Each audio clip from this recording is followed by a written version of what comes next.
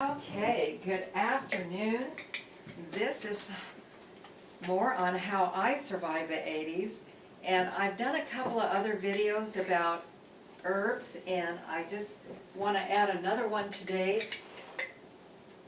My previous one I told about how I make a very strong tea called infusion, and then I made some flavored vinegars that they're about halfway done, and then I'll show you how I strain them off.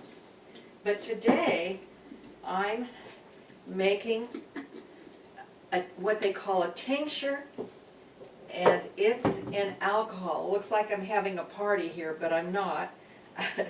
It's a making medicine party, I guess. Anyway, I did the video and then I forgot to turn it on, so you won't quite see, but I used elder flowers in this one. And elderflower, elderberries, and elderflower and leaf all can be used interchangeably for flu and cold season plus other things. They're very good.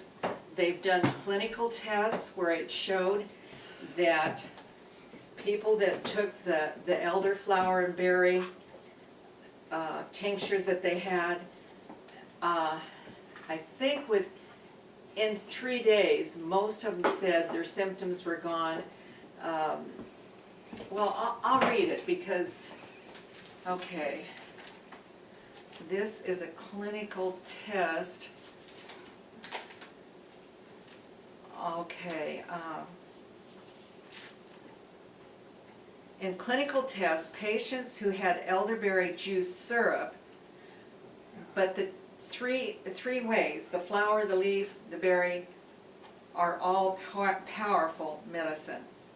And anyway, it was reported that 20% had improvement within 24 hours, 70% by 48 hours, and 90% claimed cure after 3 days. And then they did that against placebos. And so they found out it really works, and I really think it works. Now, this is going to take 6 weeks, and the flu season, I think, is January through I don't know when. But so by the time mine gets done, we'll probably be past what they call the flu season. So if you just wanted to make a good tea, here are some ideas that you could do. Elder goes with yarrow and mint. That's just a old-fashioned flu cold tea recipe. And how you do it in parts. 1 part elderflower, 1 part yarrow leaf and flower, and a half a part of peppermint. You could also add about a half a part of rose hips in there. You can put elderflower, linden, licorice together, bee balm. And then if you really want to go wild, you can add cayenne to your drink. But I'm not done that one. I don't know. But since I can't show you now making that, I'm going to do another one. It isn't elder. This time I'm doing chamomile because I'm out of elderflower. So what I did, and this is called the grandma way to do it, and since I'm a grandma, it's very appropriate. So I'm just going to put some, and they're chamomile blossoms. Some were from my yard, but most of them not. And by the way, you want to make sure you get your elderflower or berries from a very good source. You want them to be organic, because when we put them in to soak out with either water, vinegar, or alcohol, they'll soak out the herbicides and the pesticides also, and we don't want to be drinking that. That's not good medicine. So I'm going to put a little more in here.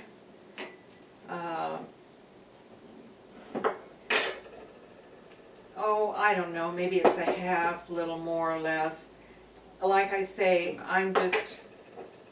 it's not exact. Now, really, you can do it by ratio, and you could do like 1 part to 5 parts.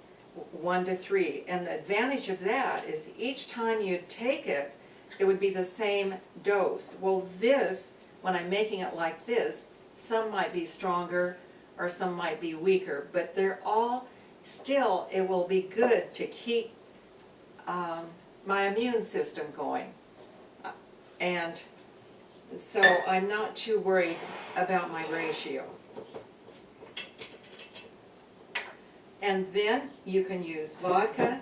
I used it all up when I made my elder, and actually I had to put some brandy in here too. So this one is going to be all brandy. You can use whiskey. You can, a lot of people use Everclear. I've done it in the past, but you have to know what you're doing, and you have to adjust the water level in it. This is 40 proof, excuse me, 80 proof, which means it's 40% water, 40% alcohol. I think that's what that means.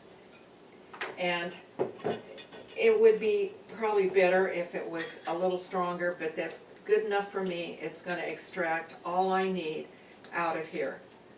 And I'm going to let it set for about 6 weeks and then strain it off.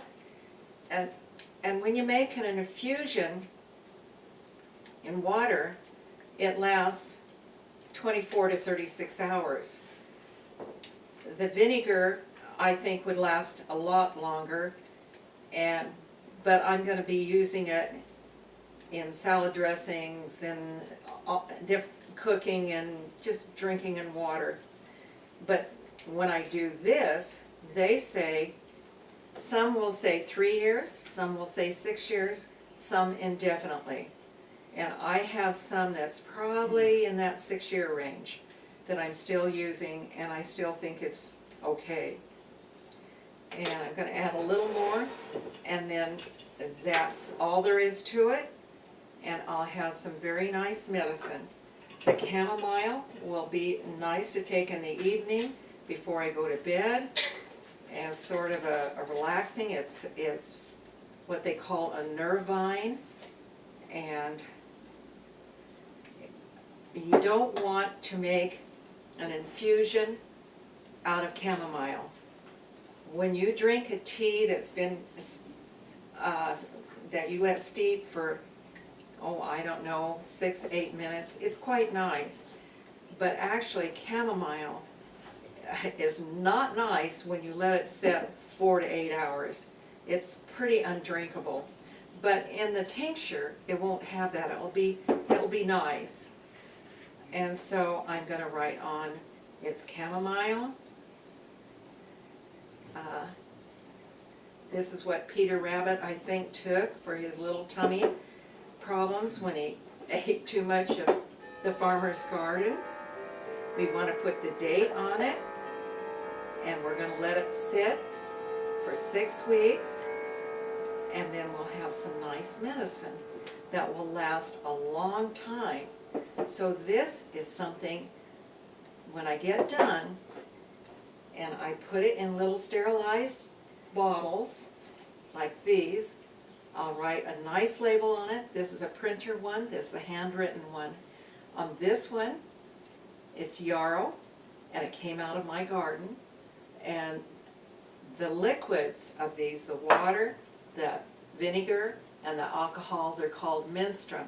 The menstruum to this one happened to be whiskey, and it tells a little bit about yarrow, what it does, its actions, and then also I've wrote on it what will combine well with linden, hawthorn, elder flower, and so I have that information on my label. So that's another way how I survived the 80s. So come back another day and we'll do something again together. In the meantime, you have a nice day, and I am grateful that I am having this day.